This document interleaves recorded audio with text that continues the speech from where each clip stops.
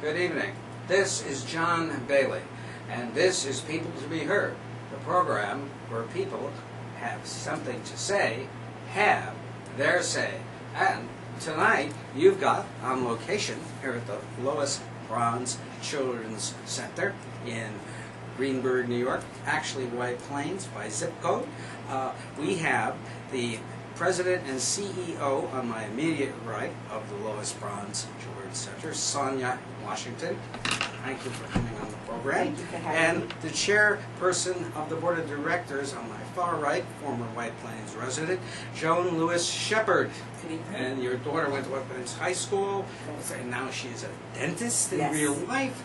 And it was really interesting for the program that we have that White Plains connection. But anyway, we are here today because the Lois Bronz Center is celebrating its 50th anniversary this year. It was the first daycare center in Westchester County, and it was founded in 1956. And you had a gala very recently celebrating the 50th anniversary. Could you tell us what is the center of that gala? What are you asking for the future for the center? Well, we are asking that people in the community support us in making the children in this community and the surrounding Westchester communities children who are developed. We are focused on developing the genius in every child. That is our slogan, that is what we are, and that is what we do with every child that comes to the center. I see. Now, presently here at your facility at the Lois Bronz Children's Center, how many children do you care for and their ages? We currently care for 155 children that range in age from 6 weeks to 12 years old. Mm-hmm. And the older age children are children that just do not have a place to No, go? they come from, they're after-school children. After-school children. So they typically attend the Greenburgh Public School System, Greenburgh Central 7, and they are bused here after school to have enrichment activities, do their homework, and we feed them dinner. You feed them dinner? Yes, we do. I wasn't aware of that. You feed them breakfast in the mornings? We feed the younger children breakfast, and also we do feed the children who go to after school and come to our before school program. They do eat breakfast before they go to school. What are your plans for the center as you start your second 50 years? Our plan is to continue to be dynamic. We know that we are a place that a parent can come and bring their child. Their children will be safe, their children will be nourished, their children will be nurtured, and they will learn, they will be developed. We will develop the genius in everyone's child, and we will also make sure that they are successful in any path that they decide to take. Now, Ms. Lewis Shepard, could you say to us how have the care that happens here changed since it was founded? I think year by year there has been growth.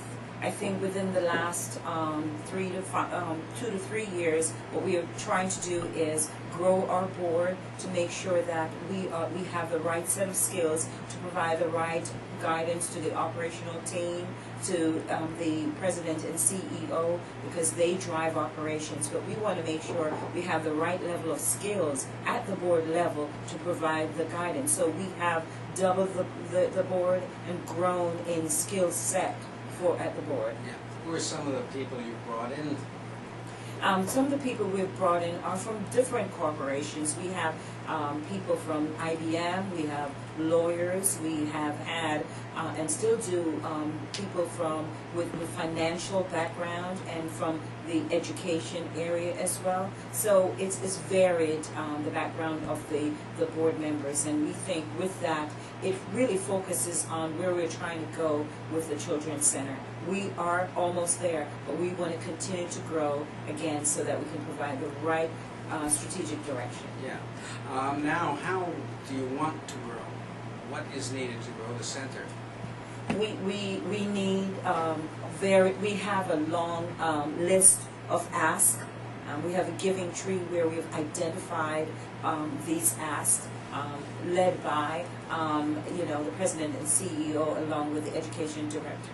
So we know exactly what we need that will help to support developing the genius in every child. It has a lot to do with whether it be technology, things in the science and arts. Exactly, that's what we want to do. We want to be able to have the right tool set to allow for this to happen.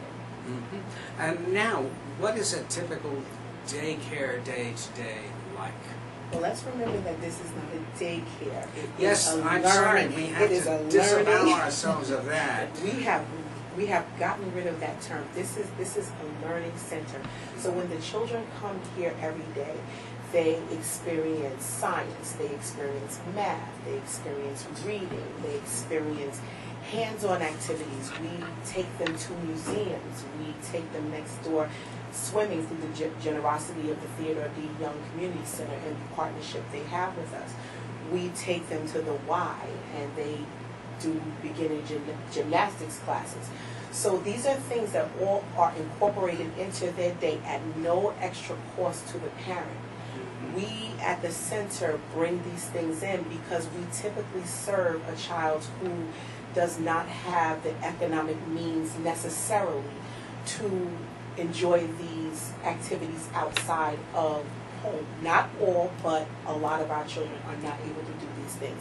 So we are proud of the fact that we do these things with our children on a weekly and or sometimes a daily basis so that they are just as enriched as children in other more affluent communities. Yes. Now, what are your needs? Our needs are monetary. We need volunteers at times to come in and read to the children, show the children different experiences. We need. If a person wanted to do that, what number should they call? They should call 914-761-6134 and extension 0. Mm-hmm. I see. And of course, anyone who volunteers, you vet.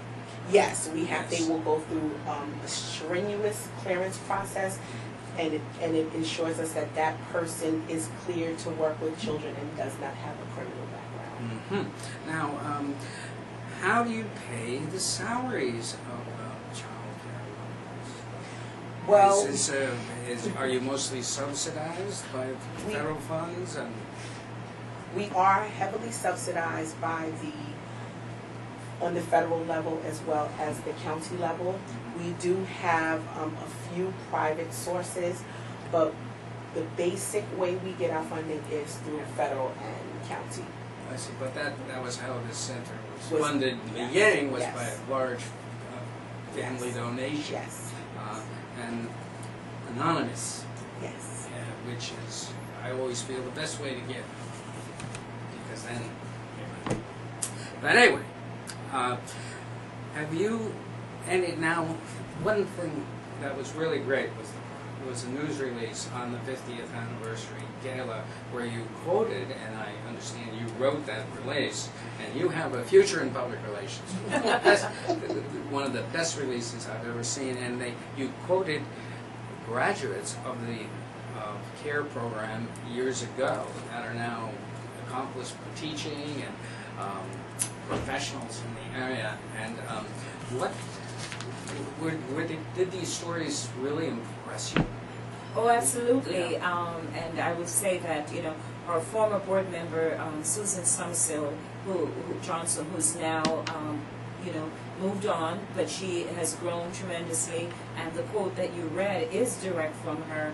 And we have seen her throughout the years. She's talked about how passionate she is about the center, having gone here, having her mother as one of the founding founders of the center. So it was pleasantly pleasing to us to see her go through that, and then also one of our teachers here to see that she had gone through the center and now she's become a teacher. We are pleased with that. We know that within the community we have alumni out there who are successful in doing their job. Yes, and it has only been in recent years that the education establishment has suddenly discovered the wonders of children in a learning environment before they go to school, as if this is something new. And I find it fascinating that you've been operating for 50 years, and I was just wondering, have there been any surveys of your graduates to show whether they perform better in the schools than children who do not have that preschool treatment? We don't have surveys, however, and Sonia will have more to add to this, but we believe that providing the early, from age 0 to 3, that's the blank slate. And a child learns 80% more from 0 to 3. The reason why we do this, and the reason for the center doing this, is to make sure we tap in early on. So we know that that guarantees a lot. Because if the child did not have that type of early learning, that slate would not have, nothing would have been planted on that slate. And Sonia? Yes. I myself am a product of Head Start, early childhood. Mm-hmm. So I know personally how it enriches and enhances your life. My children are all products of Early Start, early learning programs. This program right here exactly helped me to formulate how my children, my own personal children, think and how they have grown. So I am a big believer in early childhood. The beginning is the start. The beginning is what children need. We have to start investing more money, time, and effort into centers such as ours. Yes, the years before fear. Yes. And the older you get, the more fearful you are of the new and the different. So, now what is the ethnic mix today? Do you service the Latino population? Oh, yes, yes. Our Latino population is about 40% now. I've been here for 15 right? years. Yes. Yeah. I've been here at Lois Bronz for 15 years. I've been the CEO for a year and a half. And I've seen, thank you, I have seen how our center has evolved in the different mixes of children that we serve. We were, in the past, predominantly African American. We served predominantly African American children. But now I see the mix more of a 50% African American, 40% Hispanic, Latino,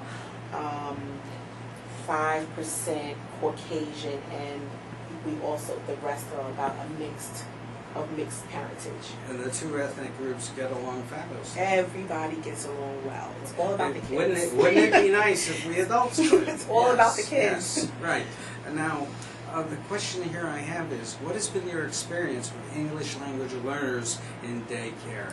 A big issue with the state education department, a big issue with White Plains schools, and of course the English schools.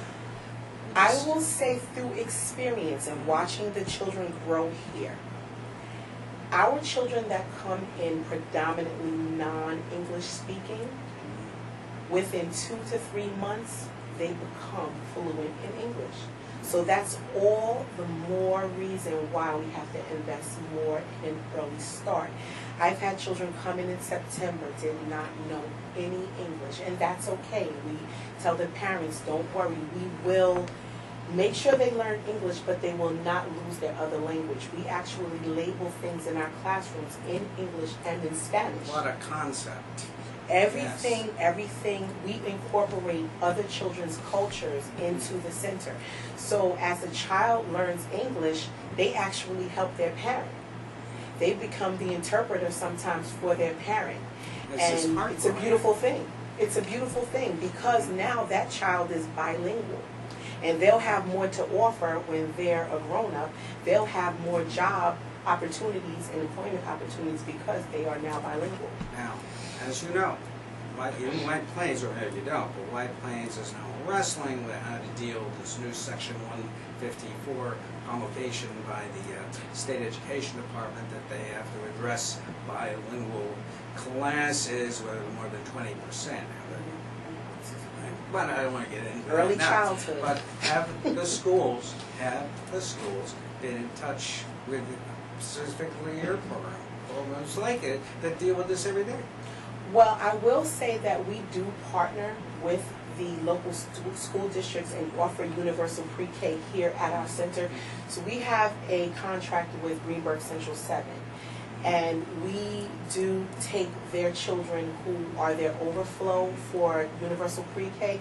We actually have a universal pre-K program here. Districts like White Plains, they also have the opportunity to partner with centers like ours, and we are successful in sending our children to kindergarten as English language masters. But White Plains hasn't come over yet. They have not partnered with us. Have they observed your program? No, they have not. They have observed us if they are observing one of their special needs children, but not necessarily the regular needs children. I see. Well, I mean, here's an opportunity to get some first-hand knowledge. Actually, what you have is like a White Plains multi-age class that's been going on for years. I figure like 5 or 6 years that they could really pick up some pointers on. Yes. I would think, but who knows? I'm sorry, I'm always saying things like that. Now, how do you select your teachers? Are they bilingual now? And their teachers, you don't really consider them just care workers. No, our teachers have to have minimum of an associate's degree in early childhood education. Although most of our head teachers have a bachelor's and master's degree in early childhood education. Could you repeat that? Our teachers have bachelor's degrees and master's degrees in early childhood education. So essentially, our teachers could go into the White Plains school system, apply for a teaching position, and get a teaching position in White Plains. Right, and they're familiar with the, I mean, that is a learning curve with most new teachers that come here. But at any rate, this is fascinating, but so your whole staff is Our degrees, staff have degrees, yes, yes. Got it? And all. Now, I said, do you form your programs in cooperation with various school districts? And actually, We do. you do. We do. We use the same curriculum that the local school districts use for their universal pre-K, and that is creative curriculum. So Greenberg, White Plains use creative curriculum, and Lois Bronz Children's Center uses creative curriculum also.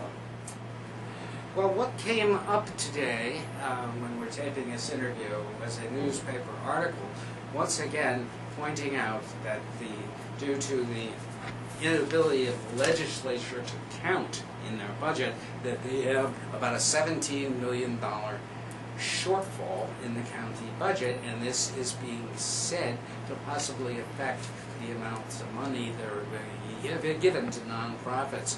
Now, what is your money situation? You were telling me that you are now looking to start an endowment to plan for the future. Is that right? Yes. We are a non-for-profit 501c3 organization. We do depend on county funding to run our operation. In the past, the county has so graciously decided to keep the parent portion of the subsidies at a stalemate, and we would hope that, even with what's going on with the budget, that they would continue to keep the child care subsidies where they're at or possibly go lower. With that said, the center is committed to bringing aboard people who can help us continue to grow despite what goes on. Fundraise, yeah. Grow, despite what goes on with county funding. Yes, it's always good to be independent. Yes. Now, I want to say that wanted to give you an opportunity to talk about your specific plans for the future. You want to grow, perhaps, move to another facility?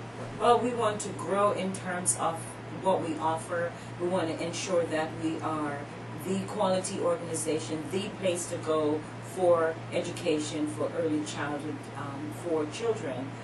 We want to continue to grow our board. We want to continue to educate our teachers and keep them educated so that we can actually develop the genius in every child. And what we also mean by that, again, our focus on science, technology, engineering, arts, math, could also be sports. We want to be able to have early young children learning that before waiting until later on for them to learn about STEM. What do parents pay for daycare here? Parents pay, it depends on income. So because we accept county subsidies, some parents pay as little as $1, but we do have private paying parents, and we do keep our pay scale comparable to what the county And if someone reimburses. is interested in using your facility for care for their child, who do they call? They can call Ms. Magdalene Reyes at 914-761-6134, and she is at extension 306. Is it limited to Greenberg residents? No, it is not. We are open to any child, anywhere. So persons that have Latino children in the Please, White you are Plains could come to Greenberg. Yes, they could. The possibility. Well, right now it's time to take a look at what goes on at the Lois Bronz Center. Okay. Join you shortly.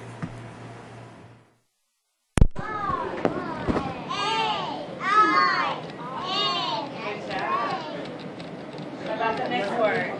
Puddle. Puddle. P. U. D. D. L. E. S. Puddle. How about this? Butterfly. B. U. T. T. E. R. F. L. Y. Butterfly. Next one. Good. O. Row. Umbrella. L. A. Umbrella. G. R. A. Rat. Flowers. F. L. O. W. R. S. Right, which tell me about the class ratios that are maintained here. And I understand that these children who are doing reading with letters are all free kindergarten. Yes. All of the children you see here are 3 years old. They all still have 1 year left with us at the Lois Bronz Children's Center. Our ratio that we maintain in this room is 1 teacher for every 7 children. We have currently 16 children in the room and 3 teachers. That is impressive. Well, you've been inside the Lois Bronz Children's Center celebrating its 50th anniversary this year, 2016.